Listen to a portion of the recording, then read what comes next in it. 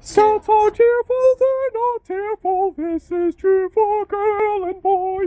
Scouts are cheerful, so my mouth's full of a tune called Ode to Joy.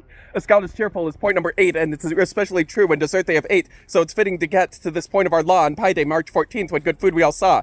But sometimes you may begin to wonder how can we be cheerful when we seem held under the torrents of the river that many have named life, a river that sometimes brings us lots of strife. But rivers also bring us water to drink and fish to eat and beauty about which to think. One thing to note is that there'd be no harmony and joy if there were never the opposite waiting for thee, because without sorrows we'd have nothing with it which to compare. Joy is so good times would seem boring and bare. You may think that's psychological hogwash to help one cope with bad times and push on when life seems as sour as limes, but I see truth in it when I slow down and see how the world's so much better when it smiles on me. For a scout to be cheerful means embracing every joy, but also putting on a smile when life starts to annoy, for a smile can go a mile and make those around us happy, and that in turn makes us feel good, for we've created some harmony. Scouts are cheerful, they're not tearful. This is true for girl and boy.